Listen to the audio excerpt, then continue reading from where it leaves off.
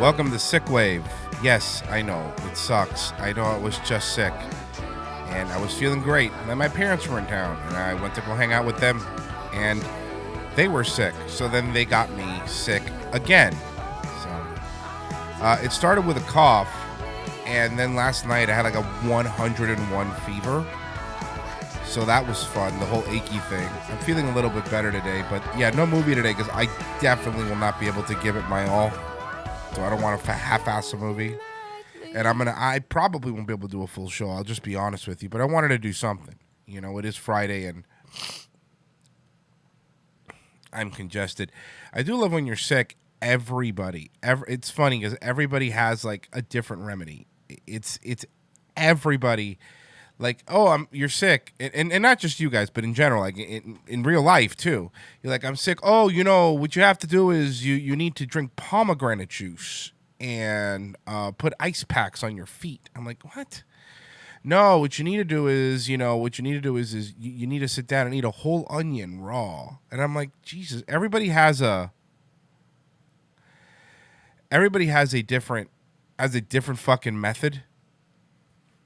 Like, and that everybody swears you need turmeric and to clean your brain out. Jesus Christ. Try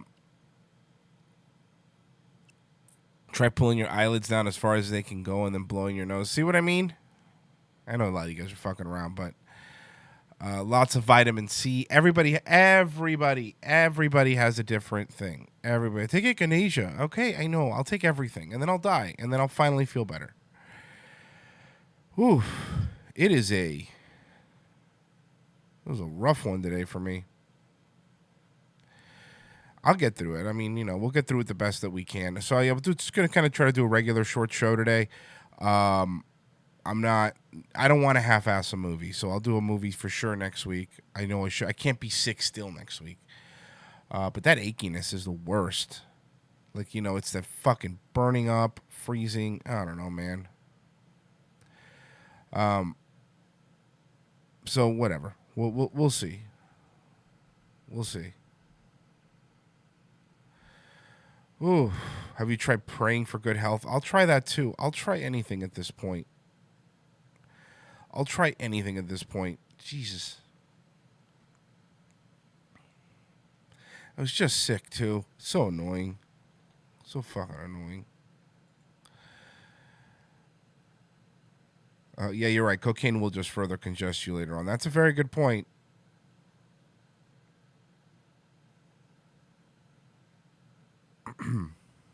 All right. So I have a couple things that we're going to get to today. Let's start with this. Elon Musk unveiled his new SUV, this retro SUV. And I don't know if I hate it or if I love it. I'm really torn. This is really what it looks like. I'm not fucking around. Like, this is what it looks like.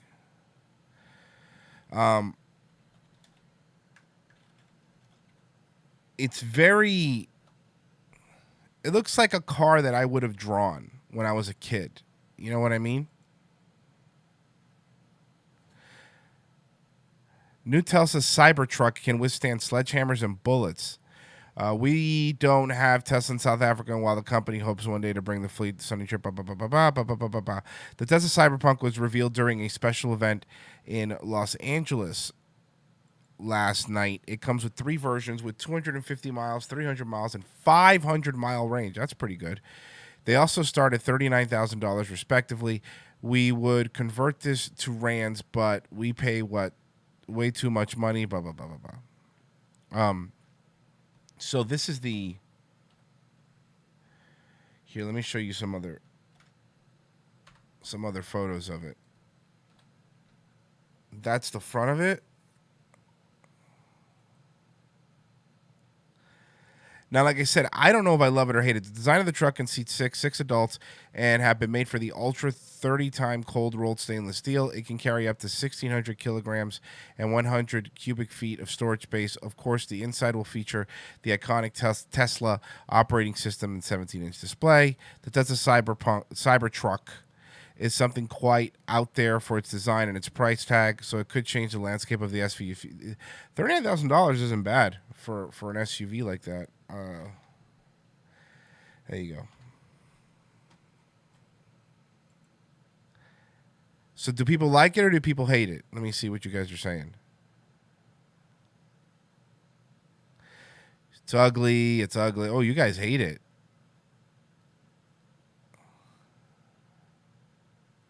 I don't know. There's something about it that I like.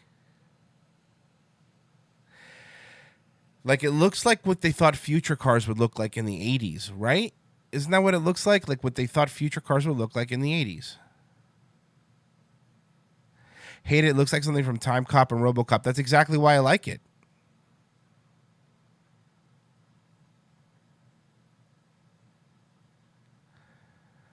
I drive it, but I like weird cars. I would too. I don't know. There's something about it that I dig.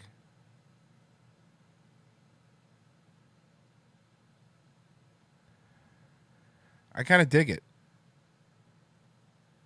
And it's bulletproof and sledgehammer proof. That's good. I think Elon Musk is afraid of getting killed. Seriously, I really do think he's just afraid of getting fucking murdered. All right. I like this new deepfake.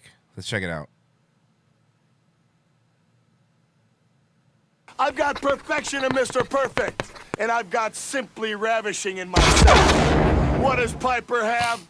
A rowdy Scotsman, a dude who looks like he just fell off the banana wagon, and 2 bushwhackers walking around airing their armpits out. Well, I don't mean to try to sound witty, and I'm not going to tell any jive. Oh, yeah, they say I'm a little strange, Mr. Perfect. It's just going to be me and you. You're going to get Michael to me, Rappaport? or should I say, I'm going to get to you. Because you all know that I like to do a little bit of cutting and a lot of strutting as I walk my way around the world. Just like any man should be getting a ring with King Kong Bundy. You know, Hillbilly Jim, if you think having 2 midgets here is going to help you, well, boy, you better think again. I only got one thing British to say off. to you. Bother! Hello, wrestling fans. Hello again. It is I, the genius, full of glory and renown. The way that woman was looking at me that night, I knew that I just had to go down. And let me tell you, I cannot wait Bobby Lee as Mr. Fuji is fucking perfect. to get you in a ring all for Mr. Fuji. When I grab hold of you, I'm gonna put a lot of pain on you and make you scream and scream for mercy. It's all coming down to WrestleMania 6, Mr. Perfect. Bobby Heenan, you're going to be out on the The Rappaport one looks pretty good. outside of the ring looking in. I don't think you're as smart as you think you are. If you were the brain, you'd be in my corner. Everything that Japan brings out is A1. This Number is great. one wrestler. A1. American wrestler. So. Royal Rumble superposed down. It's the Christina? Ultimate Warrior against the sexiest man alive. It is not my fault that they prefer to live in the 17th century with their archaic training methods. They are bench pressing themselves into oblivion while I... You can run, but you can't hide. You stirred up a nest of hornets. Now you gotta deal with them. And it's gonna take a little bit more than insect repellent, brother. am using kinesiology combined with psychokinesis. What is psychokinesis? Look it up. Don't be lazy. You have a dictionary, look it up. You're going to feel the avalanche. You're going to take the 5 count. And like I said, you little midgets, just get The Rogan one is fucking hilarious. my way. That's all I need. Try to slam him, Undertaker. I know you don't want none of Diesel. You don't know much of anything. Diesel, I understand you're 7 feet tall. Laying right in the middle of the ring, and me doing a dance with the Clippers, baby. Ha ha ha ha! Master Fuji. Right away, Piper! I want to play with you. It's like catching a fly, you see. You don't kill it right away. You pull the legs is off, great. and you watch it fly around till it can't fly anymore. We plan tomorrow night to have a hoedown. I took a bite of the Big Apple 10 years ago. What's that? You say tomorrow you want to bite out of the Big Apple? Only problem is I'm a worm in your apple. Dude, and you know what? Besides the deep fake somebody brought up, wrestlers used to be able to do promos. God, I miss that stuff compared to the fucking trash we have now. God, I miss that stuff. I really, really do. Bobby Lee as Yokozuna's manager. Yeah, no, it's great. I mean, Bobby Lee as Mr. Fuji was fucking fantastic. It was fucking great. Rogan looks like Squidward. Yeah. All right. Jesus Christ. I feel like shit. Maybe I'm just dying. All right, let's we'll cleanse the palate here a little bit. And then we will move on. I'm going to see how much I can get through today, guys. Sorry, my brakes are getting I'm going to see squirrely what I on can me. do. I've had some boots on layaway here at Zapateria La Bailarina. Oh! Oh! Oh! Oh! Wait, what? Oh! What? Oh! I'm just goofing. New boot goofing. I'm just goofing. New boot goofing. Genuine ostrich. 3 payments. Oh! Oh!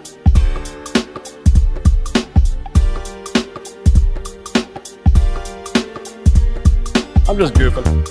New boot goofing. I'm just goofing. New boot goofing. Genuine ostrich. 3 payments. Oh! No, I haven't vomited. No, I don't have the norovirus.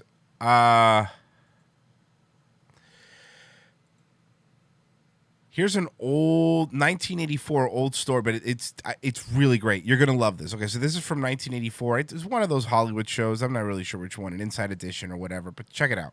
Its treatment of President Reagan's political campaign. Doonesbury appears in more than 700. Film now in Washington, and in most cases, the stunts are movie stunts. A West Virginia newspaper because of its treatment of President Reagan's political campaign. Doonesbury appears in more than 700 American newspapers. And another movie stunt controversy. This is Hollywood's crazy. appetite for daring and dangerous stunts means stunt people take great risks every day. Plenty of attention is paid to safety, and in most cases, the stunts are executed to perfection without any injury.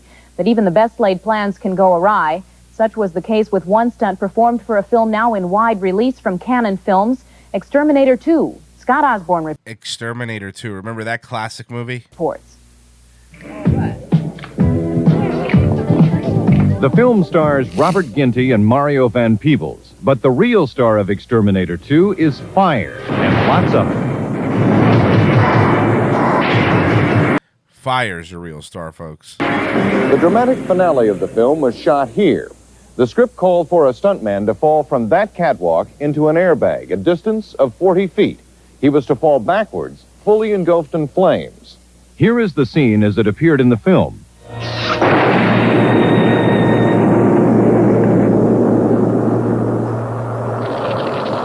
Stunt coordinator Ted Duncan supervised the stunt. I rolled 3 cameras, and we lit him. And now he was to go when he was fully engulfed. He was fully engulfed within 3 seconds. In 15 seconds, he was still standing there burning. He was either frightened to go, or he was disorientated and didn't know where he was. Stuntman Julius LaFleur performed the stunt. I was lit, the flame was going, and I did not really hear the signal to go. LaFleur suffered second-degree burns on his face from the stunt.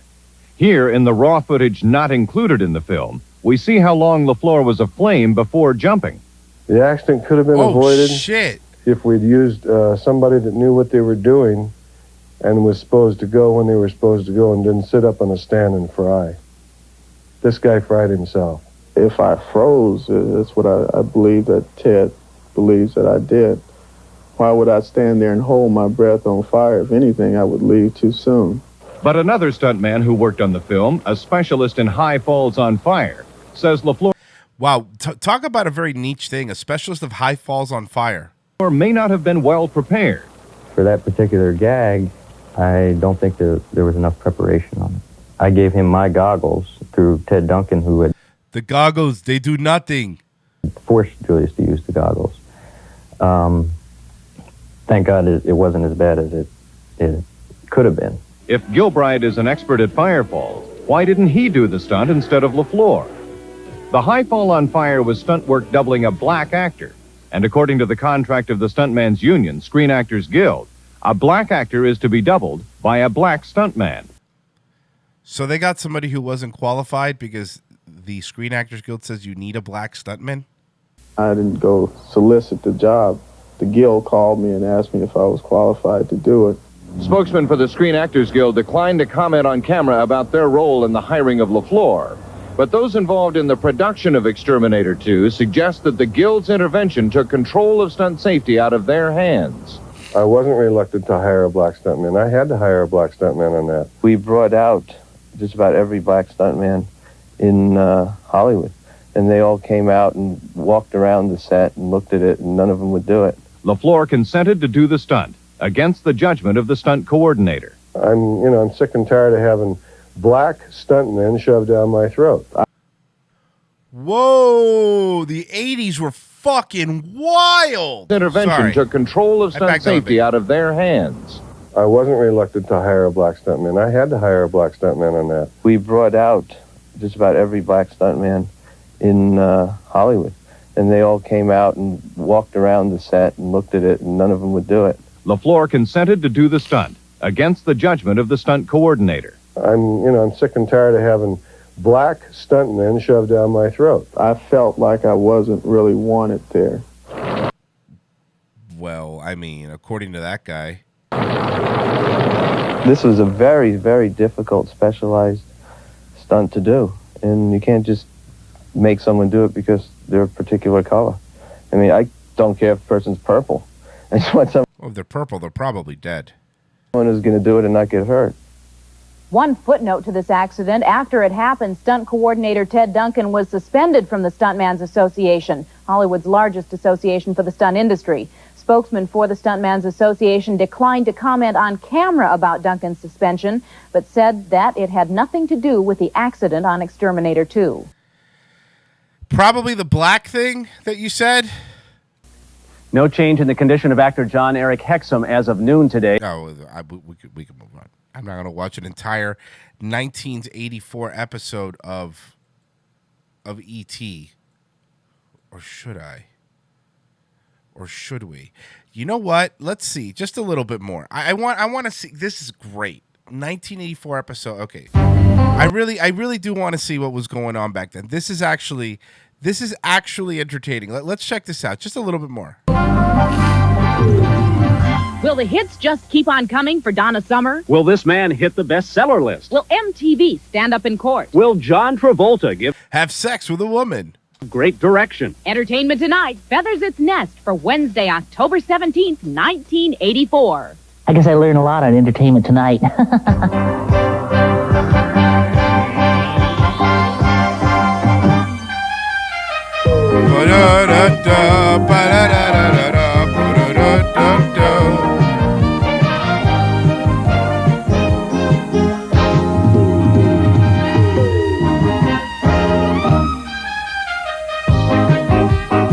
Hello, everyone. Remember this fucking... Is this show still on? I'm Rob Weller. And I'm Mary Hart. Show business went bi-coastal in a big way last night with events in Hollywood and New York. First up, 2 reports from the West Coast. I signed with Columbia to do a few pictures and direct, and it's all very exciting. Very exciting. That's terrific. Do you know yet what you're going to direct? Yes, a picture called Greenwich. It'll be my first directing job. Never heard of Things seem to be going Never heard of it. better for John Travolta at Columbia. And for some underprivileged kids, things go better because of the Boys Club of America. At a Boys Club dinner honoring Coca-Cola chairman Roberto Goizueta, some Hollywood stars told us for them things were good and Hey, it's Richard Pryor. Boys Club? going better. What's been going better in your life? Everything. Well, I mean, I stopped setting myself on fire for one, and I probably could have been the stunt man. The drugs mostly. I don't want to be specific. It's everything. Life is wonderful. I could bite it. I'm so happy. Everything is so good, I hate even to... It's Michael Caine. Believe it or not, there was a young version of Michael Caine. Not many people know this. mention it. You know, the minute you mention something, it all goes wrong. So it's so marvelous, I'm not going to say. Well, I'm in fairly good health, I'm told, by my Sidney Poitier. doctors, and that's the most important thing. I have good friends, a wonderful family, and I'm still alive. That's going well, isn't it? In Beverly Hills, women were showing some show business clout in turning out the stars for a political fundraiser. Neil Diamond, motherfuckers. I love this time machine we just went in. Neil Diamond sang to a sellout crowd as the Democrats found it pays to have a group like the Hollywood Women's Political Committee on its side. Our whole The Democrats, huh? Is Jeffrey Epstein here? phalanx of women said we can raise bucks too. I think women always have had the clout. There are lots of stars supporting each side in the election. They help get people No, there's not. It's always Democrats. interested, and besides, they are citizens too.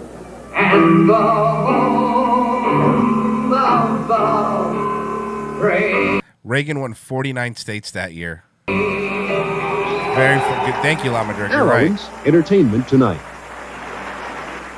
Now to New York for George Burns' prescription for happiness and a preview of this weekend's edition of Saturday Night Live. I've been thinking about doing Eddie Murphy. The Reverend Jackson, long Oh, this piece of shit. This fucking con artist. This guy's been a con artist for so many fucking years. comfortable from Was Epstein really there? Oh, don't tell me that. Was he really? Did I miss it? I'm going to back up a bit.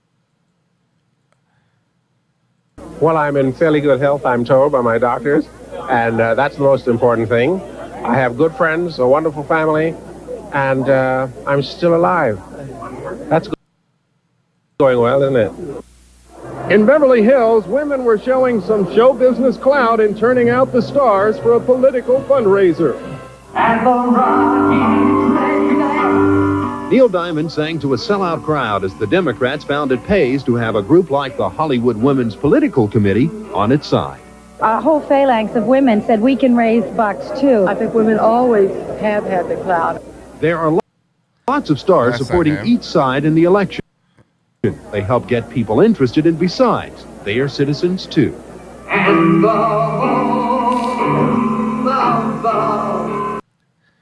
There, where? Here? I don't see it. I mean, I believe you, but I'm just saying I don't see him.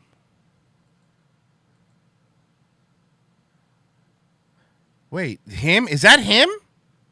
Hold on.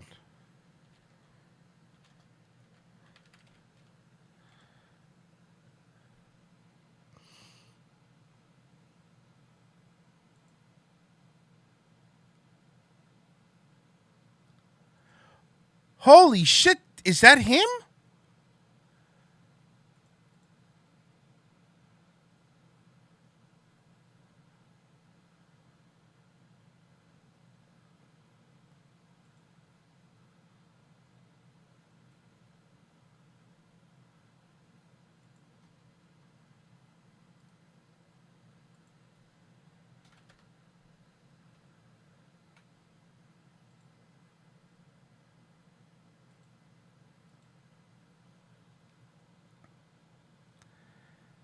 Now, am I? Is that him? Am I seeing things?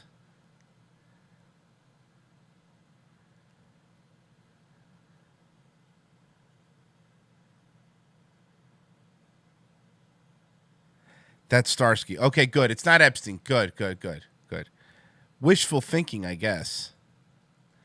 All right, where were we? Jesse Jackson. Switching to a little humor and satire. Hosting this weekend's upcoming broadcast of Saturday Night Live, the fiery Democrat plans to mix some comedy with his political rhetoric. Is Saturday Night Live the best way to reach a young audience? You reach people where you can find them. Saturday Night Live reaches a very progressive... Apologize. ...political audience. This is a big risk. Are you nervous inside about taking it? I'm very nervous about it, but I call it creative tension. It does not buckle my... Whoa, what happened? Taking an active part in both writing and performing the sketches, Jackson is gambling on another personal coup. With his usual aplomb, he insists anything less is unthinkable. It can't be a bomb. Have a talented cast, and I'm an addition to that. It can't be a bomb. It has to work. Barbara Hauer, Entertainment Tonight. Also in New York, if laughter is indeed the best medicine, George Burns sure knows how to bottle it. The 88-and-a-half-year-old comedian, accompanied by his nurse, hosted a press nurse, which means he's fucking her, conference to promote his new book. Remember George Burns? George Burns was always I don't need the nurse. She's having a problem. I'm taking care of her. And the doctor's advice for a happy life? Good martini, good meal, good cigar, and a good woman. Fucking legend. Fucking legend. Or a bad woman. It depends on how much happiness you can handle. Fucking legend. All's well once more in the Magic Kingdom. The 3-week strike is over. Members of 5 unions have voted overwhelmingly to accept a new 2-year contract, which includes a wage freeze, but increases job security and fringe benefits. A fire last night caused damage estimated at $250,000 to the home of entertainers Steve Allen and Jane Meadows. Allen, Meadows, and a housekeeper were inside at the time the fire broke out in their suburban Los Angeles home. I was watching television about 8:30 or so, and suddenly the power flickered off for just a moment. A few moments later, I smelled smoke, and then the smoke alarms went off. And the housekeeper thought somebody was on the roof. She told me because she heard noises. It turned out the noise was made by the fire. No one was injured in the blaze, which did major damage to the house, yet many valuables were saved. Fortunately, the things we were most worried about, some irreplaceable items, seem to have been preserved.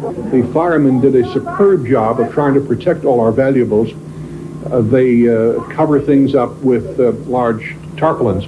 Allen did manage to retain his sense of humor when asked about... All right, I'm going to skip it. This story's not as exciting as the other ones. Let's see. Just have to look into our heart. Hold on. That would start to raise people every day. Denver observed International Food Day with an appeal for help and understanding. Peter Quinn Hackus has that story in Washington, D.C. Flanked by celebrities and nearly every major hunger group, Denver announced the Hunger Project's African Initiative and its purpose of getting the message across. Well, it worked. Africa's great now. I mean, this was the 80s. Can you imagine back in the day when Africa was terrible and people were starving? At least now, you know, all their hard work paid off, and Africa, you know, listen, let's be honest here. It's been what? It's been 35 years since this came out, and now it's fine. Now Africa's fine. They've solved the problem, and it's a good thing they invested all that time.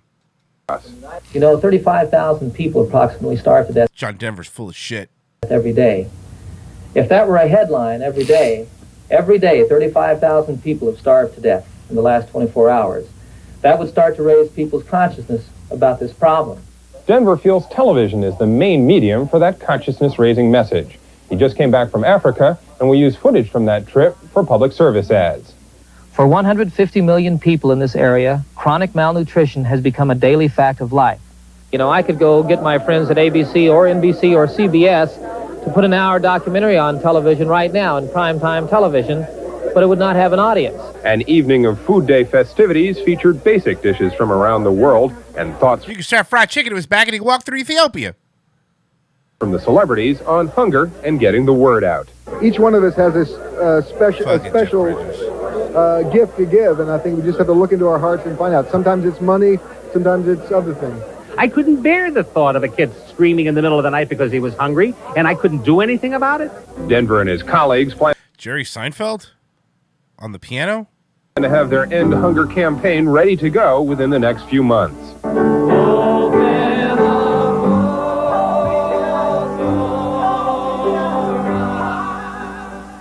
In Washington, Peter Quinn Hackus, Entertainment Tonight.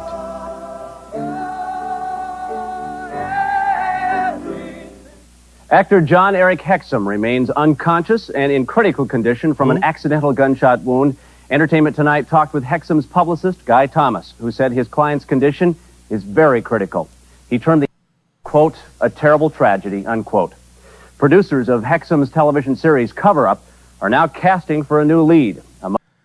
Damn, that was fucking... The guy's still in the hospital and they're already casting for a new lead? Jesus Christ. Among the actors already tested, Christopher Durham from the soap opera Capital, Ted Demers from the soap One Life to Live, and Mike Tarzan opposite Bo Derek. Actress Peggy Ann Garner, who performance in A Tree Grows in Brooklyn, died of cancer yesterday in Los Angeles at age 53. Oh, shit, press F. It's Greta.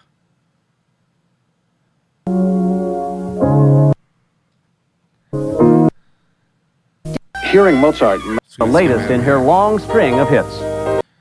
Platinum record. America's made up of men. Whoa! Look at that. Thank you, I am a man of habit, and since there is no movie to learn from today, what did you learn from the mid-'80s news, or what did you learn from your aides? That apparently black stuntmen was a thing that was a problem back in the 80s. I had no idea that was an issue. Also, John Denver kind of looked like Ellen DeGeneres.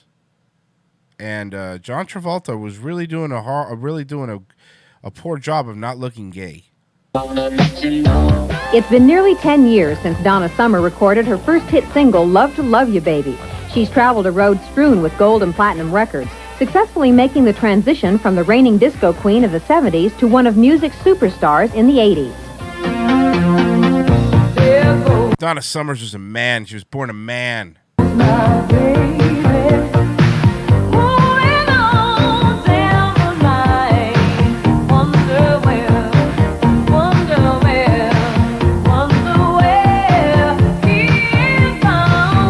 Donna's latest hit single, There Goes My Baby, was made popular by the Drifters in 1959. Was it, though?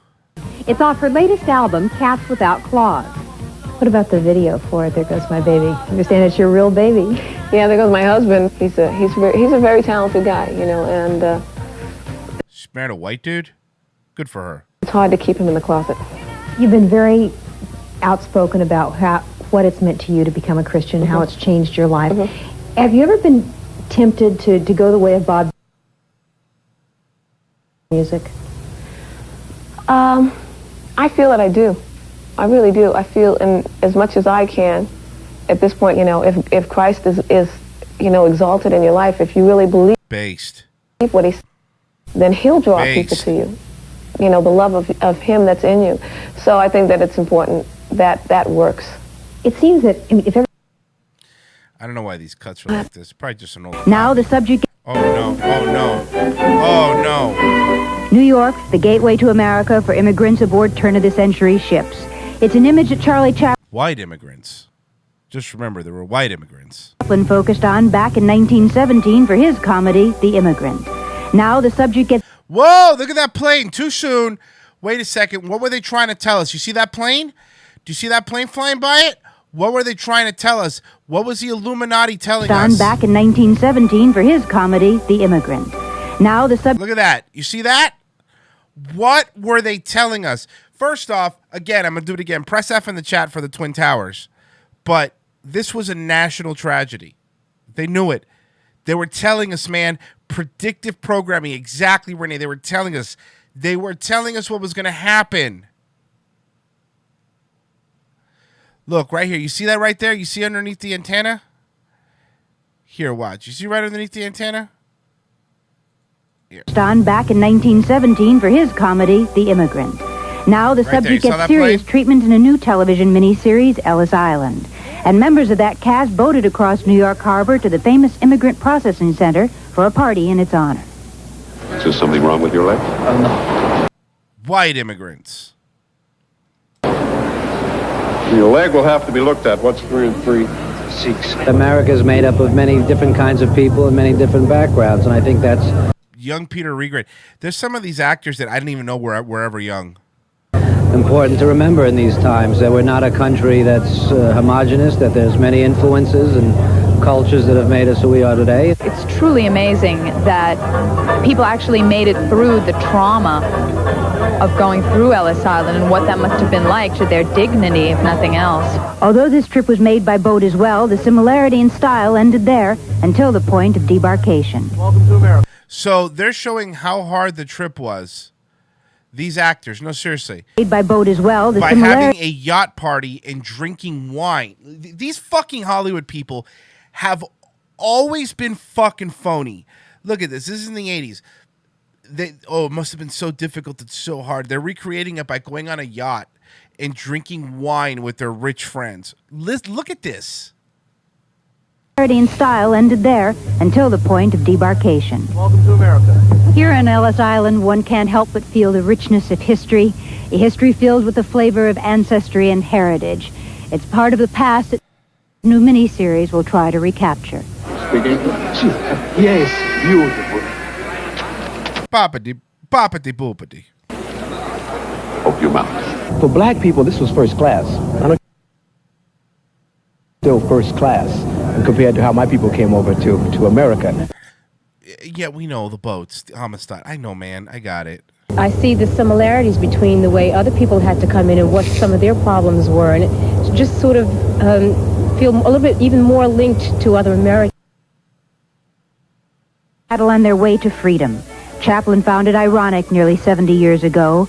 It's a picture CBS believes will be just as poignant today. Marilyn Salinger, Entertainment Tonight. Big Bird and friends fly north of the border for the winter and to make a movie. That story and more when we come back.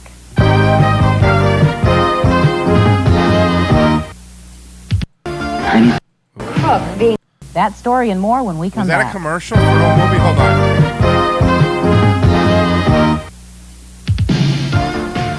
In the night, secrets are stolen. The odds against a crook being sensitive enough to get into your diaries is about 1 billion. I was just getting off on the... Yeah, David, I'll take care of it. I never imagined it. Come on, I'll show you. Paramount Pictures presents Thief of... Friday, Sanctuary, also Danvers, Somerville, Dedham, Woburn, Revere, Framingham, and Chestnut Hill. These movies that I've never heard of, like, it's... Man, they've made a lot of shit movies. 85 Nissans are... The 84 Nissans are here. That's a really good point, Orthodox Frog. Immigrants equals awesome. This has been decades in the making. Yeah, of course. It's clearance time, New England. Yeah. Yes, we can. On every 84 we have. We're gonna give you the best we can. Year-end deals. Yes, yes. Hell yeah, dog. I need a 1984 Nissan Z. Let's do it. We can. You want a great car? We're your Nissan Datsun. We're making room for the 85s, so we're making deals for the 84s. Doing the Nissan Datsun men. Right now. Yes, we can. Yes. See, they fucking. I'm telling you, Nissan should sue Obama for taking their thing. Wouldn't it be nice to spend money without worrying about where it came from? I don't know, man. That would be kind of weird. I kind of want to know where the money's coming from. I'm Ray Shammy. My opponent proposes huge increases in domestic spending. Well, I challenge him to name one senator who proposes to spend more. You don't bring deficits down by creating new bureaucracy. It's time for political ambition to shrink and American dreams to grow. Ray Shame. Did he win? Somebody tell me if he won. Paid for by the Republican senatorial campaign. Probably because Reagan won, and I think a lot of Republicans won in '84. Hi, I'm Susan Sikora. On Thursday's Morning Live, we'll meet a woman whom many people call the queen of video pornography.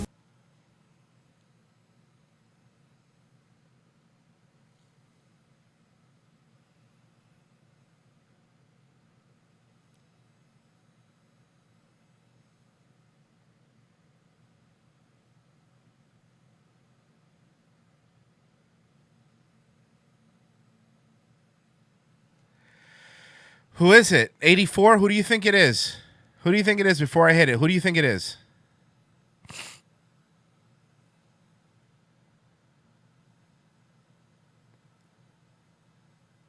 Yeah, Daniel Traney. And she's only 15. Her name is... And she believes that... Oh, no! If they came out before they said her... Oh, God damn it, glitched out. That women become a substantial portion of the porn audience, and that their viewership is adding to the success of the X-rated video market. Join me Thursday at 10 on Morning Live. Appeal that pornography has for women. It glitched out. It glitched out. I don't know. It glitched out before we could figure out who it was. Oh, my God. What a cliffhanger.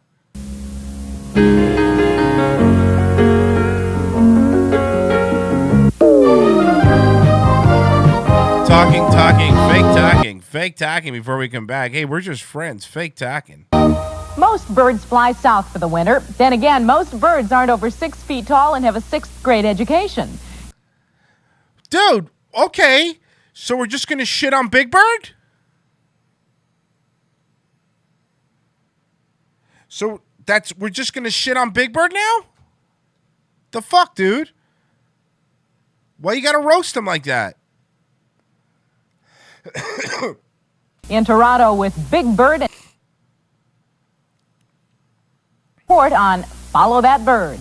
This is the Grouch Diner, where the service is lousy and the food is even worse. It's probably all the Mexican waitstaff. Operator, hello? The Grouch Diner is just one of many locations to which Maria and Oscar travel in their search for Big Bird. Well, what is this? With a family of dodo birds. After 15 successful years on the tube, why has it taken so long for the Children's Television Workshop to bring Sesame Street to the big screen? Because we consider ourselves educators. I'm not an educator, I'm an actress, but CTW, that's really the game that they're in, is educating. And maybe they thought, well, what's a movie going to teach? How are we going to teach anything in a movie? Follow That Bird is sprinkled with cameo appearances by some terrific... Does anybody remember this movie? ...terrific comedic players. Oh, Danny Saint says, Follow That Bird was on nonstop at my house. Okay, so Danny does. Like actress Sandra Bernhard as the grouchy waitress. Action!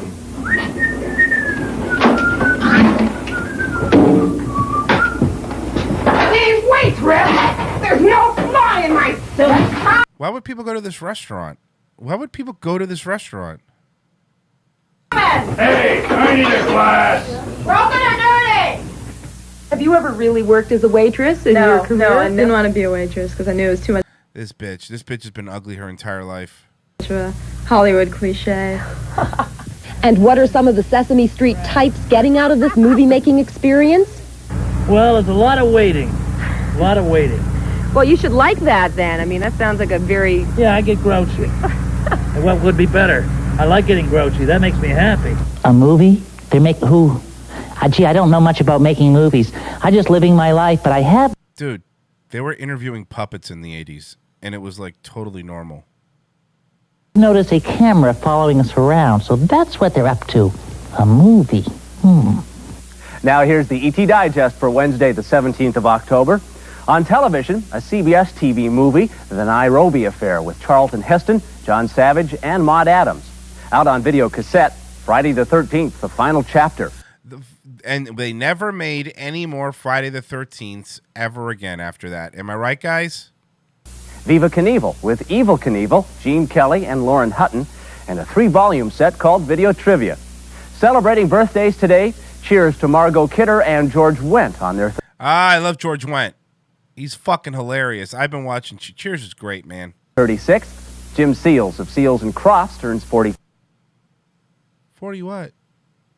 Evel Knievel, 46. Beverly Garland turns 54. Tom Poston is 57. 66. Playwright Arthur Miller turns 69. And Nice. Jean Arthur is 76. And on this date, 17 years ago, Hair opened off-Broadway at the Public Theater. I don't even know what that is. The owner of a San Francisco novelty store was held at gunpoint by 2 men and forced to open a glass display case. The bandits then made off with a pair of size 6 red shoes. So what? Well, they were one of 6 pairs of slippers worn... That Judy Garland wore, let me guess, during The Wizard of Oz? ...worn by Judy Garland in the 1939 movie classic The Wizard of Oz. Overrated trash. $10,000 reward for their return. The best in jazz honored, the best in pop puzzle. Those stories when we return.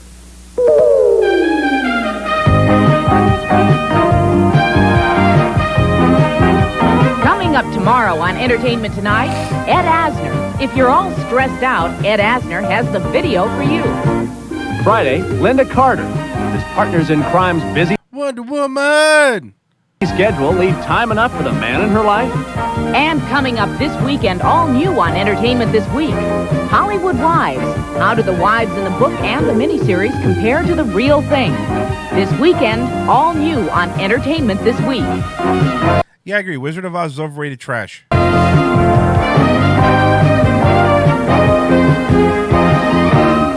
There's an excitement in purity that we call better values. Better values means lower basic value prices. And better quality all around. Like our Supreme Choice meats. A superior meat cut above. Like this USDA Choice Top Round Roast for only $1.59 a pound. That's not bad at all. Selected under the strictest Supreme Choice standards to guarantee freshness and quality. Purity Supreme, where basic values are better values. No. Was Wizard of Oz good, or do you just think it was because it was so long ago and everybody had to watch it? Miss Reed? Return of Oz was actually better. Agreed. Listen, I absolutely agree. Revise these reports. At Wang, we know what being a secretary is really like. This is when you were allowed to call them secretaries. Cancel that conference. And now we've designed the first computer for what you really do. And type this by 10. The Wang Office Assistant. First off, Wang. So let's start with that. That's great. But look at this high-tech stuff. Look at this high-tech stuff. It can juggle a lot of jobs at the same time. Typing, word processing, filing, scheduling, even spreadsheets. The Wang Office Assistant. Maybe you should bounce the idea. This is what they took from us. This is what they took from us. Dannon's new Yes yogurt is so irresistible. Bet you can't say no. Bet you can. I can. That looks terrible. Say no to Yes. New yogurt, extra smooth. Yes. Bet you can. Fuck yogurt. And say no to hunks of chunks of real fruit. I'm just gonna let some random person feed me with a spoon. That seems really fucking gay. real chunks. Yes! Dannon gives you their best. No. Yes! Yes. New yogurt, extra smooth. Mr. Demores, absent. Mr. Been paying Norm Demores $250 a day, and he's been out campaigning, missing $250 a day? That's not, I mean, that's not much, really, if you think about for what he's doing. Daycare training and the prevention of child abuse, cutting foreign aid, even an important anti-crime. Bill? Out of 435 congressmen have compiled a worse attendance record than Norm Demores. Norm Demores doesn't give a fuck. Absent. Mr. Demores.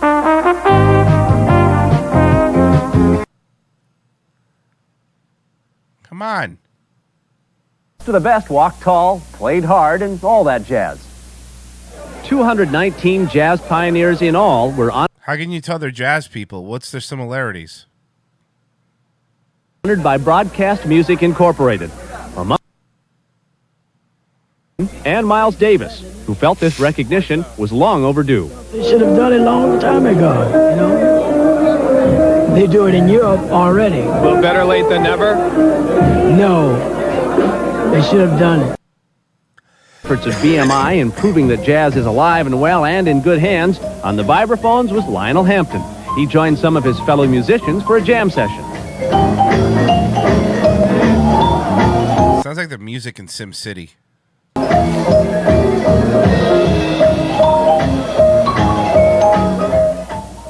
Earlier in the week, Lionel Richie was the... Is that true? 13% of the sax players cost 50% of the jazz?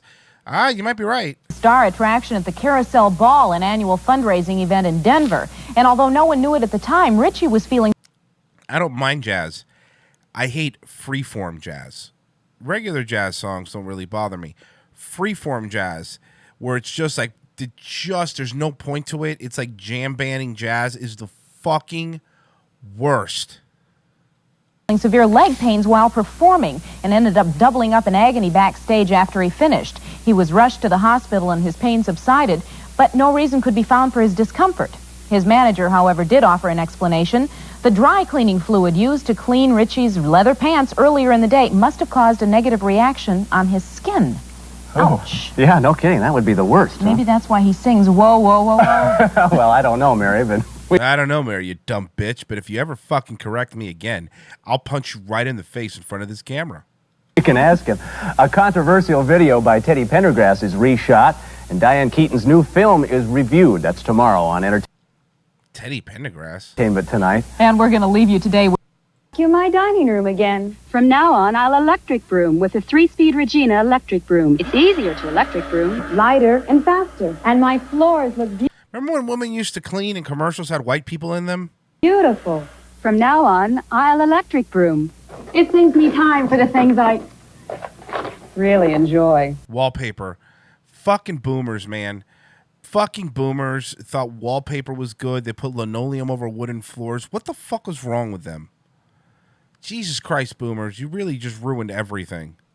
Don't vacuum, electric broom. There's a choice of 3 Regina electric brooms, and now the 2-motor electric broom power team. When you need a laxative, who do you trust? In this job? Finally, a laxative commercial. X-Lax. X-Lax pills help get your body's natural rhythm going again to provide gentle relief overnight. It works when I want it to. Gentle X-Lax pills helps your body help itself. Not one of these remedies has the strongest ingredient for gas, pains, and pressure. Heroin. Gas X does. For fast relief, get Gas X with the strongest, fastest gas reliever you can buy. Gas X. It'll make you fart.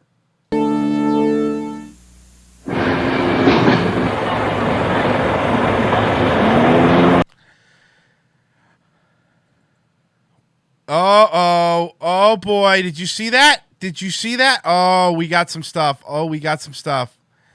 I'm going to back up just a little bit. Let's get into the fall season because you saw who was coming up. Best weekly showing since 1980. CBS was a distant second with a Nielsen average of 15.3, and ABC was third with a 15. The Burning Bed, NBC's Monday night movie, was the week's top-rated program. It drew a Nielsen rating of 36.2. NBC now leads the network ratings race for the fall. What a treasure trove this video has been. This is crazy. These things are like time capsules. Season. For that 3-week period, NBC has an average rating of 18. CBS is second with a showing of 17.1. And ABC is third with a Nielsen average of 15.2. They fucking wish they pulled those numbers now. Now with cable and streaming, they're pulling 4s, 5s at most. Entertainment Tonight got this reaction to NBC's success from programming chief Brandon Tartikoff. Great to be number one. I wouldn't count on us staying in that position for a whole lot of time, so I'm glad you're catching me to say we're number one. But I think we are going to be a solid second place, and that feels really, really good after so many years of being in third place. This update on a story we reported earlier. Joseph Brandt, the Milwaukee man accused of dousing his wife with gasoline and setting her afire after watching The Burning Bed on TV, has been charged with second-degree murder. The United States Football League has filed... That's the football league that Trump owned. ...filed a $1.3 billion antitrust suit against the National Football League. The lawsuit was filed yesterday in New York. At a news conference this morning, a USFL team owner said the purpose of the lawsuit is to nullify the NFL's TV contracts with the 3 major networks. We've gotten a lot of... Yes! Future president of the United... If I would have told you in 1984 that this man would be the future president of the United States, would you believe me? Would you have believed me? Probably not. Some of you weren't even born. Holy fuck. What a little Easter egg. Lawsuit is to nullify the NFL's TV contracts with the 3 major networks. Yeah, they call them just an AFL owner. And a lot of publicity. What we want is we want television revenue. Did you see? Isn't that? Look how funny that. Hold on, let's back it up. We have to back it up against the National Football League. The lawsuit was filed yesterday in New York. At a news conference this morning, a USFL team owner said the purpose of the lawsuit is to nullify the NFL's TV contracts with the 3 major networks. We've gotten a lot of publicity. A USFL team owner. Guys, the New Jersey Generals are the best team in the AFL. In the USFL. What we want is we want television revenues. And by having the NFL on all 3 networks, they effectively, in addition to many other things they've done, they effectively monopolize, in our opinion, all of the television. You know, I love how a lot of people, look, whether you like him in an hour, criticize him now, or call him whatever you want now, I don't care, but he's not a dumb man. Like, I understand they're trying to make him dumb, but the guy wasn't a dumb dude. Isn't a dumb dude. Major networks. We've gotten a lot of publicity. What we want is we want television revenues. And by having the NFL on all 3 networks, they effectively, in addition to many other things they've done, they effectively monopolize, in our opinion, all of the television. And therefore, you can't get the revenues. The USFL, which lost 60... I love that they just said owner of one of the USFL teams. It's fucking great. $3 million last spring, plans to move its schedule to the fall of 1986 and go head-to-head with the NFL. So far, the USFL has been unable to sign any contracts for coverage by a network. It was something, I think, that resulted from frustration on their part that they were just getting kidded along by everybody and no one was ever going to let them play in the fall, and the only recourse they had was through the courts. NFL Commissioner Pete Rozelle called the antitrust suit baseless. Rozelle said, and I quote, "This suit is a transparent effort to interfere with our 65th season and lay the blame for the USFL's well-known problems at someone else's doorstep," end quote. A jury in Memphis today acquitted entertainer Jerry Lee Lewis on charges of income tax evasion. Lewis never took the stand in his own defense during the 3-day-long tax evasion trial. The IRS claimed the singer owed $1.1 million in back taxes. Attorneys for Lewis argued that personal accountants were supposed to have paid the taxes, and Lewis claimed there were further complications because he never uses checks or credit cards, relying only on cash. Fucking that's what counts to money in a thing. Fucking Jay-Z. The IRS has collected about $500,000, most of it through seizures of Lewis's property and other assets. Once again, a Memphis jury has found Jerry Lee Lewis not guilty of tax evasion. Ken Carpenter, the announcer on many top programs during the golden age of radio, died Tuesday in a Santa Monica, California hospital. 1900. Isn't it weird to see somebody born in 1900? He was 84. Carpenter's voice was famed for introducing such shows as One Man's Family, Lux Radio Theater, the Kraft Music Hall, and the Edgar Bergen Show with Charlie McCarthy. And the Doonesbury comic strip has been dropped from the Wheeling Intelligencer, a West Virginia newspaper, because of its treatment of President Reagan's political campaign. Doonesbury appears in more than 700 American newspapers. And another movie stunt controversy. Yeah, we saw this one already. We could skip the fire. We could skip the fire thing. And ahead, Teddy Pendergrass. Why is he making a second Choose Me video? I don't know. Oh, this is gonna be great. So it was all right, let's figure. You think his video was like too sexual or something like that? Because if they were filming the video, somebody complained. And I bet you it's gonna be absolutely nothing compared to the shit that's on TV today.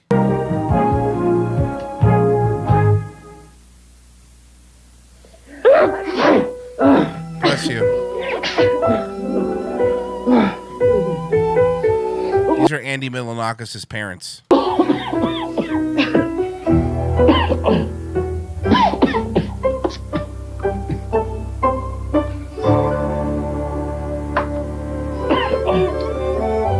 Vicks NyQuil, the nighttime sniffling, sneezing, coughing, aching, stuffy head fever so you can rest medicine. Man, they've had the same tagline for years. From Vicks, of course.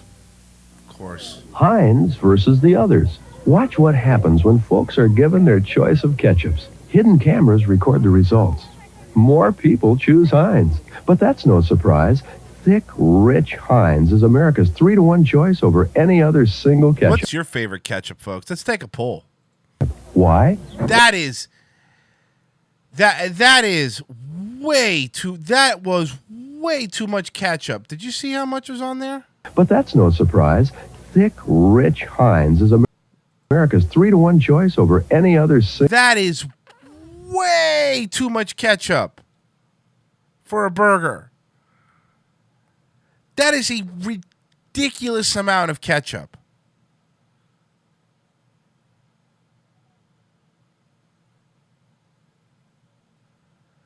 Jesus Christ, do you want to taste it? Too much ketchup, shut up, keep it. No, I like ketchup. I like ketchup. But this is too much on a burger. You need, a little bit less. You need a good mixture. You can't just have that. Yeah, exactly. Joy wearing half the ketchup. There's so much ketchup. Single ketchup. Why? It tastes the best. It is the best. Heinz. I've never been able to tell the difference between ketchup. Anything else is average. Yep, seeing is believing. All across America, thick, rich Heinz wins again. Some of the guys in my carpool are real monsters. That's why I got a roomy Nissan Stanza. Plenty of trunk room for Willard's head. Plenty of headroom for Henry's trunk.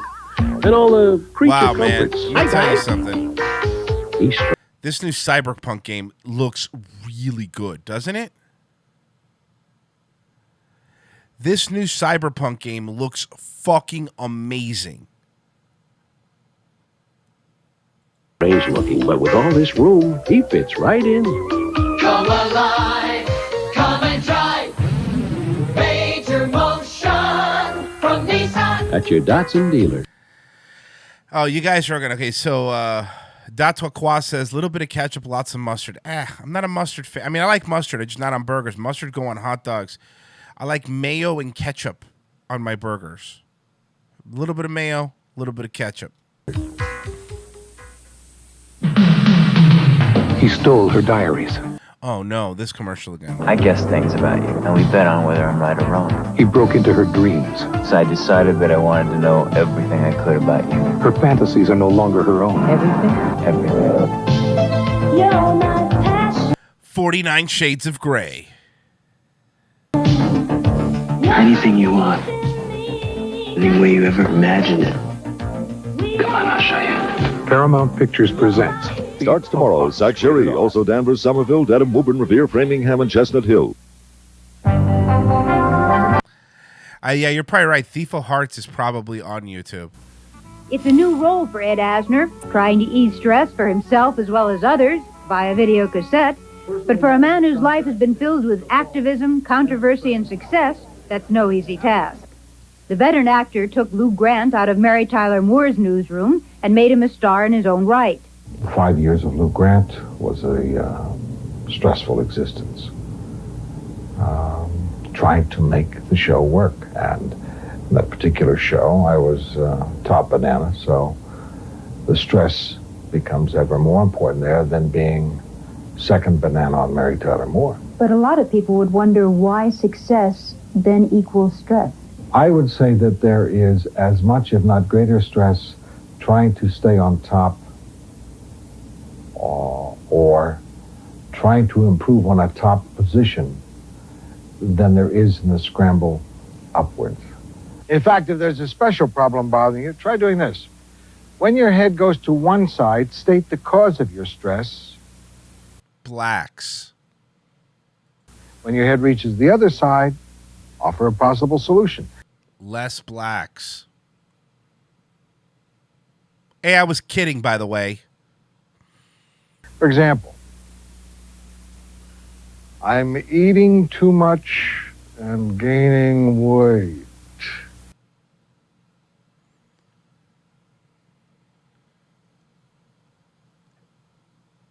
Swarthy cosmopolitans control all the money and media in this country. But I could eat a little less each day and feel better. But we could stop giving them all the money so they stop ruining our lives. Asner has not always been successful at finding ways to eliminate the stress of the past. You know, I've never been a big drinker, but there were times there where I started to get to like it too well. And I thought I was, could really keep a cap on it. And when I do the talk shows, they, always have a drink if you needed it or wanted it. One time, I took too much. And saw double. So you were an alcoholic? Yeah, that's fine. Everybody was an alcoholic back then. Just before I went on, and knew that the potentiality of slurring was there, and I thought, benzos, probably Quaaludes. Oh my God, how disgraceful. So taking a path of moderation didn't seem like That's a fly-ass fucking sweatsuit, though. such a bad idea. 5 easy steps and all. I think this is a lovely, delightful, charming approach to putting a dent in it. And that's why I did it. Here's the latest from our celebrity file. Sybil Danning will guest star in an episode of V in December, playing an evil alien who invents a device which turns humans into tasty snacks. They just whatever. They can make movies about. They used to make movies about whatever. It doesn't matter. Just fine. Well, yeah, you know what? Why don't we just? She have a hot chick. She's gonna show her tits. Let's make a movie about an alien that turns somebody into a cheeseburger and then she eats it. I guess whatever. It's fine. Danning, as usual, plans to play it sexy. Just how sexy? Said a Danning spokesman, quote, "She'll be as sexy as NBC will permit her to be," end quote. And Jackie Jackson and his wife Enid have reconciled and will not divorce, the couple has announced. Enid earlier filed for divorce and sued for half of Jackie's share of earnings from the Victory Tour and $53,000 a month in temporary child and spousal support. George Roy Hill last directed The World According to Garp, adapted from John Irving's bestseller. He's now back with another adaptation. This time it's John le Carré's The Little Drummer Girl. Yeah, I remember the show V. Didn't they try to remake it like a few years ago with the chick from Deadpool and Serenity? Leonard Maltin is here with his review. I can't remove you. Stop, Jules, please. Please don't let me go. That is one of the best performances I've seen all year. Really? God, it was really easy to be an actor back then. If that was one of the best performances you've seen all year. And I'm nominating Diane Keaton for an Academy Award right now. The Little Drummer Girl gives her a very difficult role. What are these movies? Has anyone know this movie? It was so good that he wanted to give it an Oscar. What the fuck is The Little Drummer Girl? Not always believable, but she pulls it off. She's a flighty, chameleon-like actress who's recruited to play the most challenging part of her career, a real-life accomplice to terrorism in the Middle East. Feel under the pillow. Oh, my God. It's a Walther automatic. A gift from my brother Khalil, who is like a god to me. It shares every bed we sleep in. We call it our child. It's there when we're making love. We never forget it. That's how we live. A different kind of... Klaus Kinski is superb as an Israeli counterintelligence officer who's always in control of a situation. This movie made me feel as if I were engrossed in a book, sprawled out in front of me with nail-biting situations and globe-trotting backdrops. Now, in spite of that and Diane Keaton's strong performance, I still had some reservations about this movie. For one thing, it's confusing at times. You really got to pay attention. Yeah, you probably got to pay attention to everything. That's the point. For another, I didn't buy the love angle between Keaton and Yorgo Voyagas. Finally, this movie is long. I mean, you ought to bring along your lunch. But just the same, it held my interest every step of the way, and it is one of the best movies I've seen this year. So for me, The Little Drummer Girl rates an 8. I'm Leonard Maltin, Entertainment Tonight. And of course, we ask, how long is it? It's 2 hours and 10 minutes long.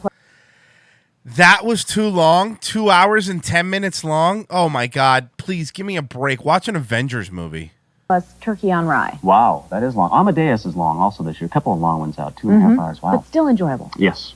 Controversy forced a reshoot of Teddy Pendergrass's video, and that story when we return. Oh my God, I can't wait. I need to know what happened to Teddy Pendergrass.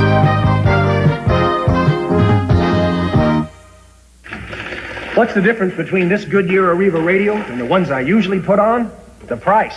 This one's on sale, which can make a big difference to you. Look, you get all-season performance, steel-belted toughness, high mileage, everything you ordinarily get with Arriva, all for less than you ordinarily pay. A great price, a great tire, in sizes to fit most cars. But come in now, because after Saturday, they go back to the regular price. Oh, no, man. I just missed it. By fucking 35 years in a couple days. Jordan Marsh? For our 134th anniversary sale. Great savings all week long throughout Jordan Marsh. A once-in-a-year opportunity. The anniversary sale. This week only. It is at Mervin's. Finally, there's a bright spot on your radio dial where you can hear easy favorites by our Fur. 1015 The Bone.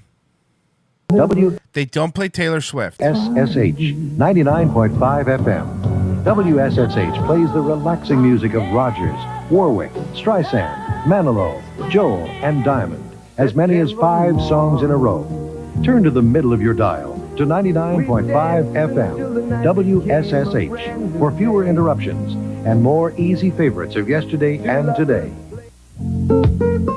And now, New England News arts and entertainment editor Angela Rippon. New England News, baby. With an entertainment tip for this weekend. Really is an extraordinary weekend for music in Massachusetts when you can hear just about everything from bluegrass to Beethoven. A couple of things worth noting.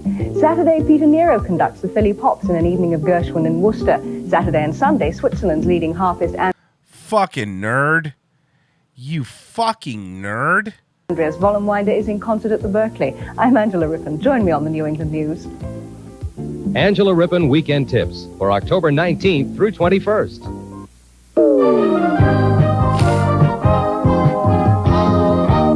Teddy Pendergrass's life hasn't been without controversy, on stage or off.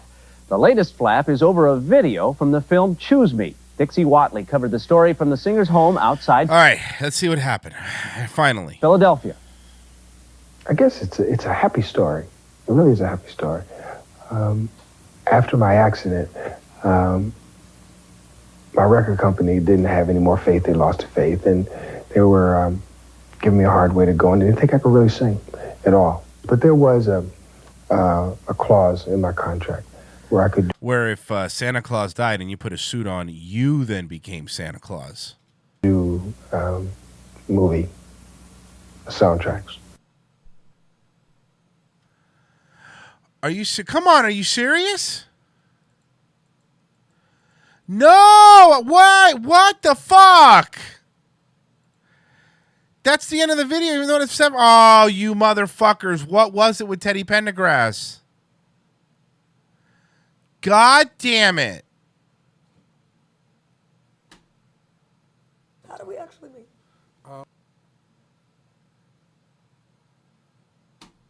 Fuck. Fucking annoying.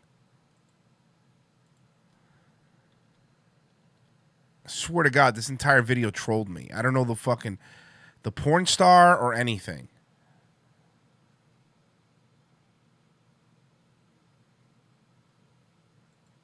Hi, it's me, Thomas, and today is the day I moved into my place since 2004.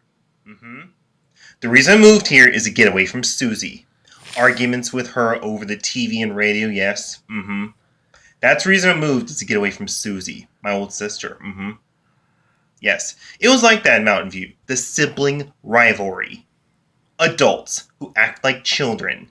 Yes, it was like that, yes. Adults who act like children. Susie. Fuck Susie. And also the water parks are closed and the city pools are closed too. It's too cold. And baseball season's over with. And the 22nd on that day is Michael Dale's birthday. KOAT radio in the Bay Area will start the Christmas music at noon. I leave at 1:45. I work at 1:45 on that day. They start the Christmas music. Then 2020 is this 107.7 The Bone, classic rock next year in the decade. Yes. And what else am I gonna say? Oh yeah, I work today at 9 a.m. and I think my coworker is gonna buy me some lunch today.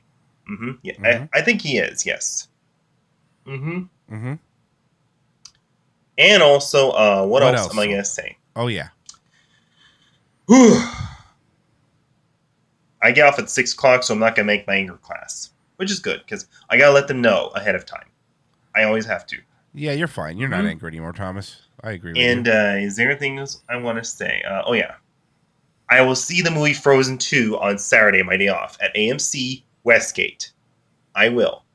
And I'll have the food there too. Then Monday the 25th, $50. The $50 check for the dental bill will go there because I get paid on Wednesday. Yes, I do. So, I guess that's about it. So, I guess we're going. So, I must go work. So, bye. Bye. Fucking Susie. What did Susie do to him? This is as I was saying, just because you hear the song Poker Face by Lady Gaga doesn't mean you go hugging a woman wearing a swimsuit bikini at your grocery store. A customer, yes. Oh, we already saw this one. This is the Poker Face one. We already saw this one. I guess I just missed the Hi, it's me, Thomas, and today I work at 3 o'clock. When I get off at 3 o'clock, yes. Also, yes, I forgot to mention in the last part of my video, try Pandora. For me, if I do Pandora, it's going to be classic rock. And only classic rock. No Adele, Meghan Trainor, Taylor Swift, or Outkast. Then I'll have a good day. Always. Don't put Duncan Sheik on, and they'll play his music other than another song that they play, yes. Anything other than, yes. Because that's how it's going to work. And we hope he makes new music on his CDs. Comment down below if that's true. If he's going to make... Did you guys comment down below if that was true?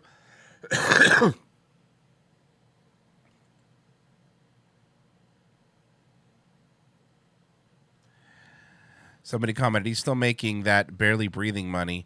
Thomas Murphy, maybe he will make new music, but some will say this, give it a rest, or he will make new music. I love you, Thomas. I love when he replies. Great suggestions for Pandora. Do you like Eric Clapton's music? Comment me back so I know if you like him. I do. He does like it. He does like Eric Clapton's music, guys, for those who are wondering. Make something new. Duncan Sheik. In his music career. And also, oh yeah. tomorrow, the 20th of November, I work at 9 a.m., so I'll do my video at home. And I guess that's about it. So I guess we're going. So bye. Bye. I love this man. I really do. Nobody makes me happier than Thomas Murphy. All right. Maybe like one more thing, and then I'm gonna go take medicine and die.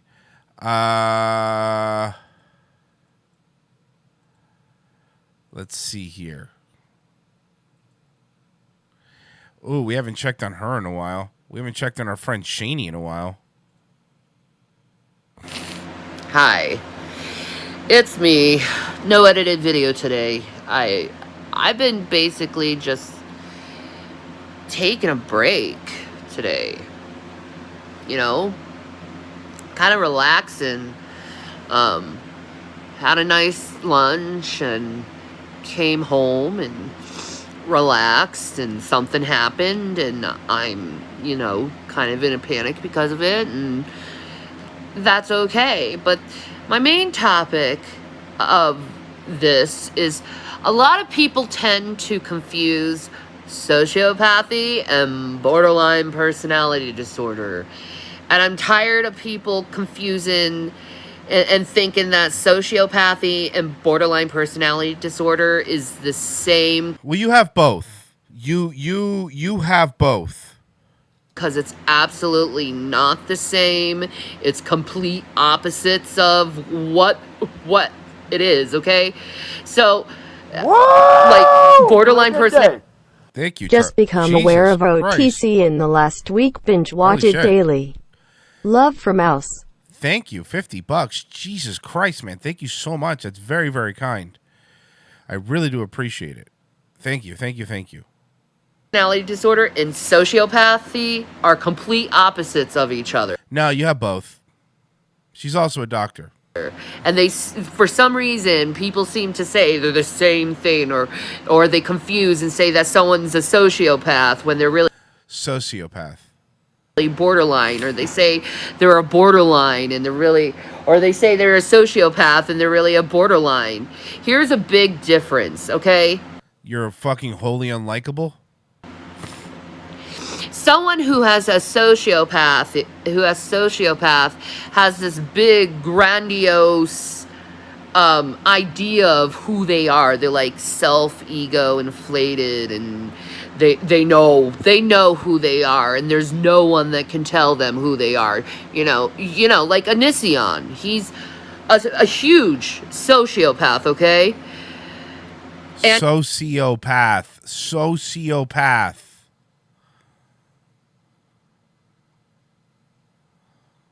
Jesus Christ. He's a pedophile and a child predator. And then, for instance, borderline on the other hand. Oh, and another thing. Sociopaths cannot feel emotions, okay? They lack empathy, too. They cannot feel for others. And you can see it in that video with Shiloh where he's pegging candy corn at her. And she's saying, please stop, you're hurting me. And he doesn't realize he's actually hurting her.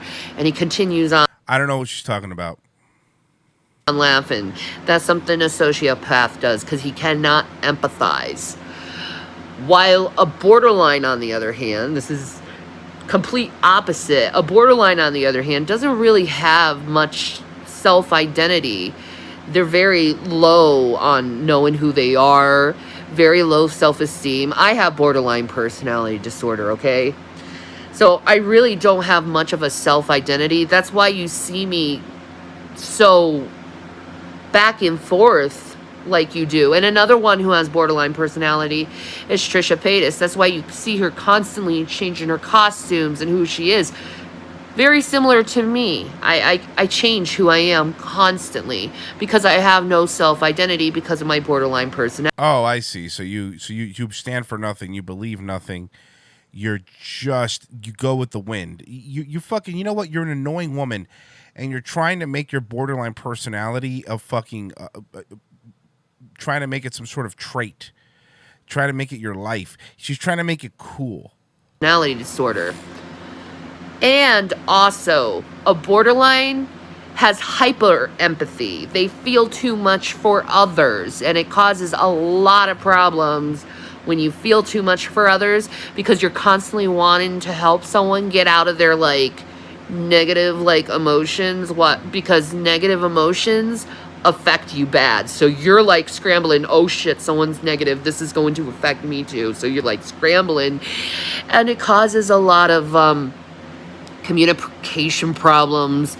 And most people hate you because of that, because you for some reason in your head you have this like need to control everyone's emotions around you, so it's nice and calm and relaxing, because I'm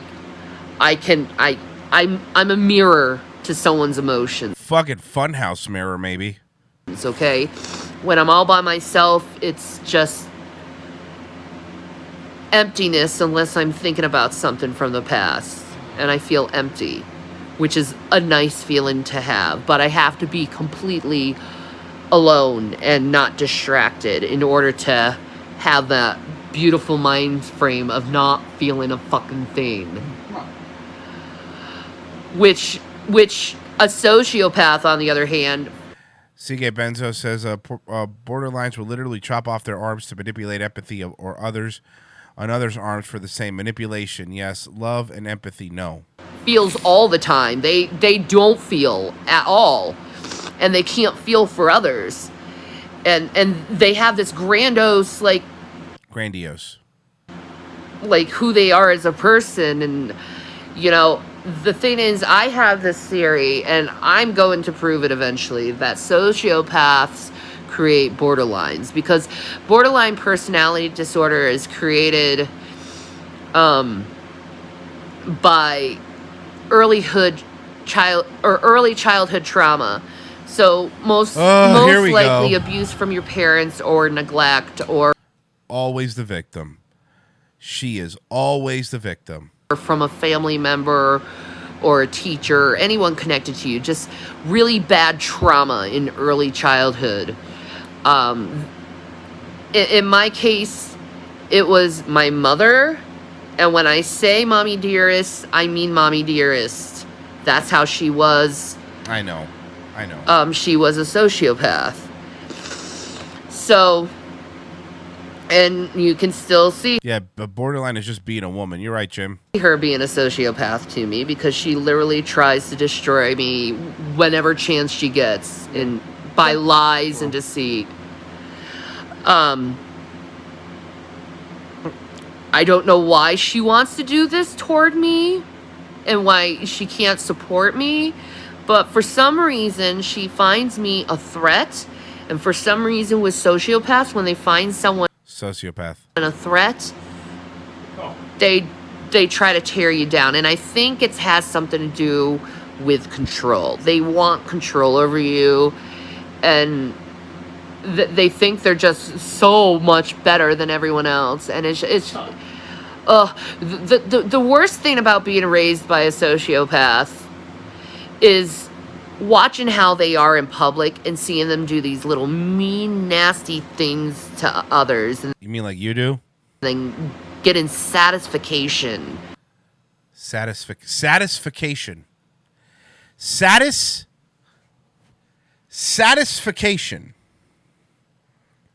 Not satisfaction. Satisfaction.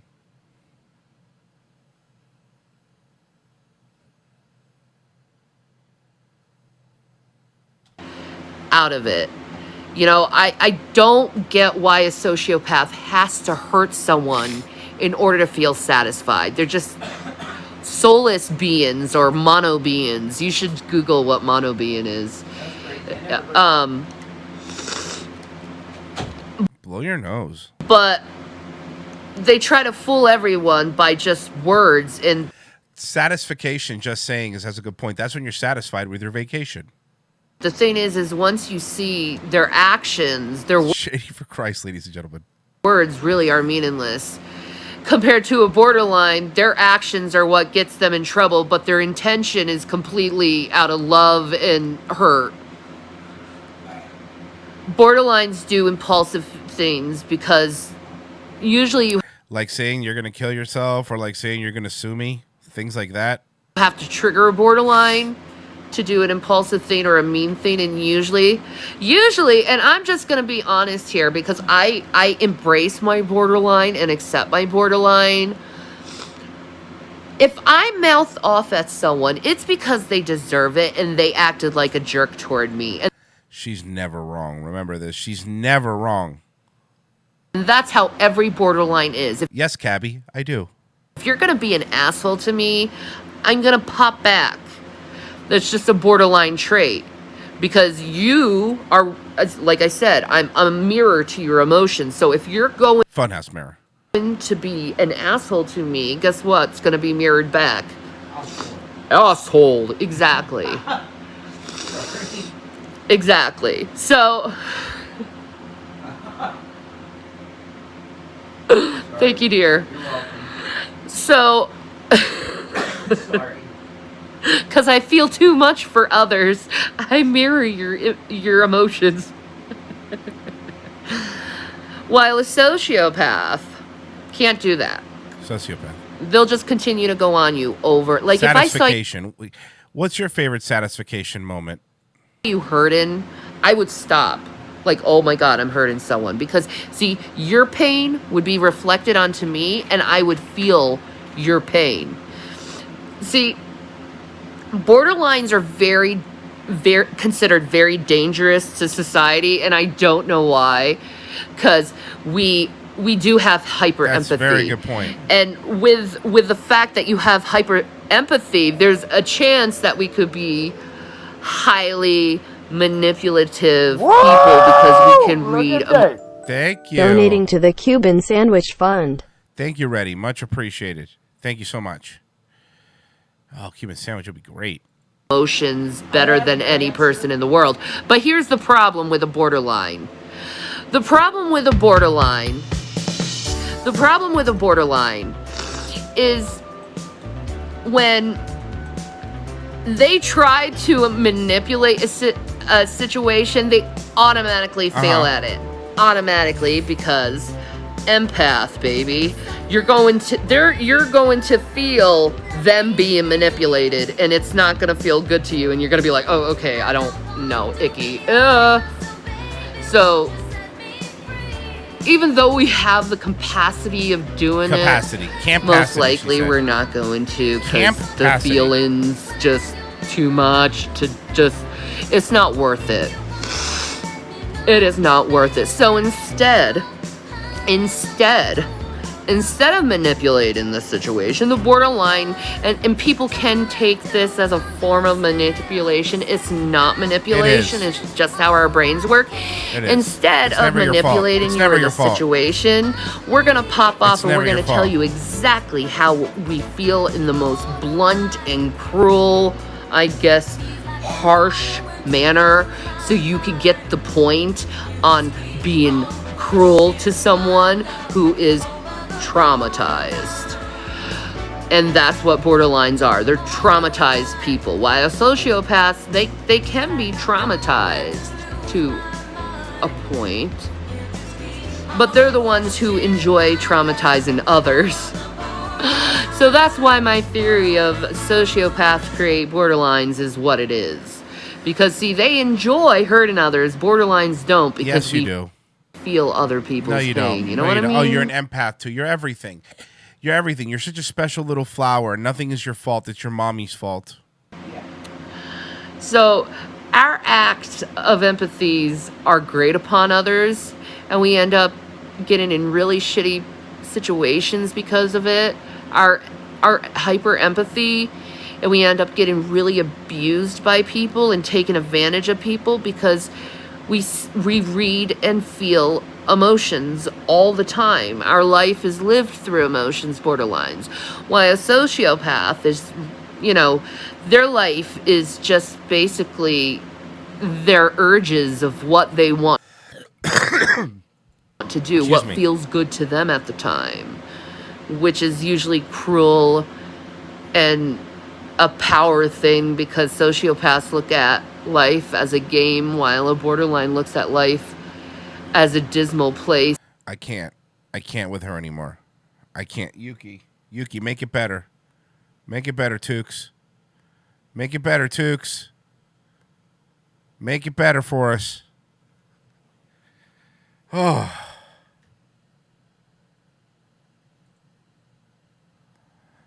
Me. Oh, that's your Tukes. Oh, that's the Tukes. Oh, that's the Tukes. Pete to pet the Tukes. Press P to pet the Tukes.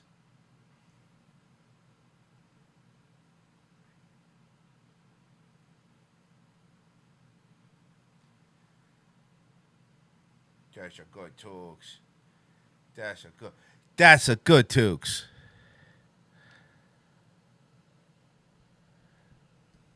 That's a good Tukes. She's my co-host and my producer. She's the best producer anyone's ever had. She is the best producer any show has ever had, period. Look at that. Look at that, Tukes.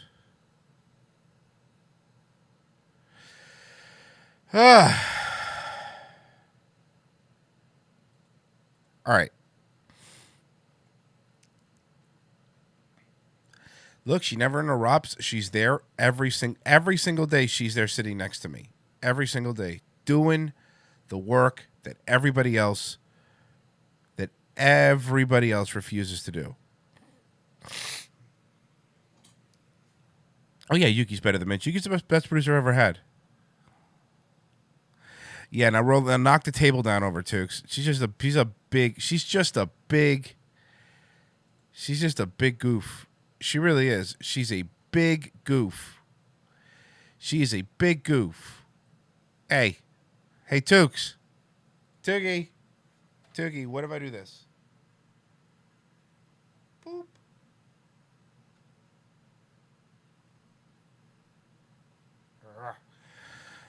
She's an Akita. She is an Akita, and she is the best of all the Akitas. She really is like a bull in a china shop, man. She really is. She's just lumbers. She loves to lumber around. She really does. All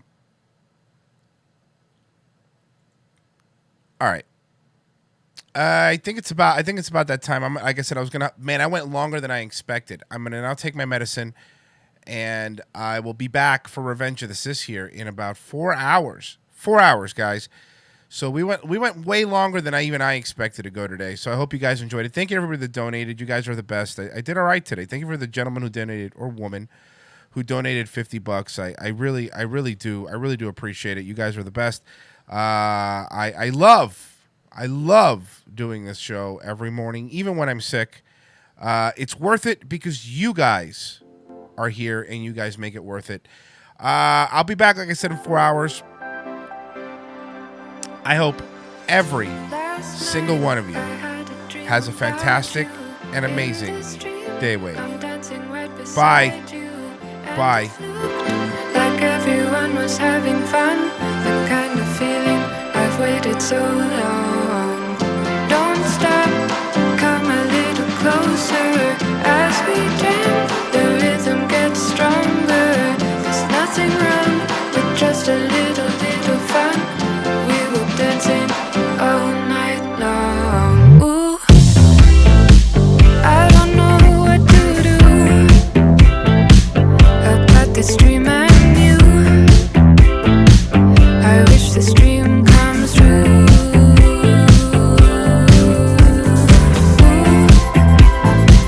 I don't know what to do about this dream I knew. I wish this dream comes true. Oh yeah, yeah, yeah. The time is right. I put my arms around you. You're feeling right. You wrap your arms around too.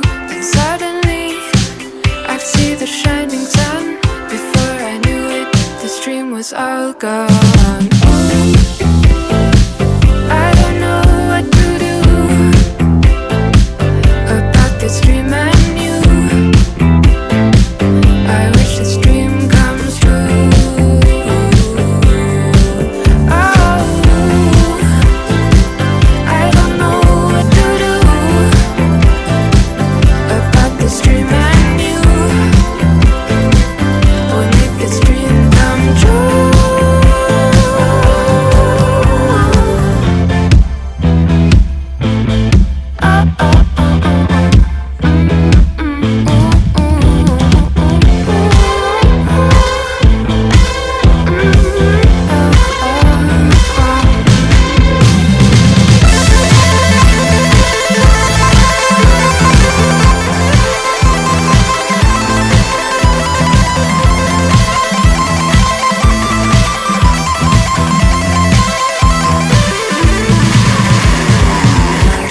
play the game?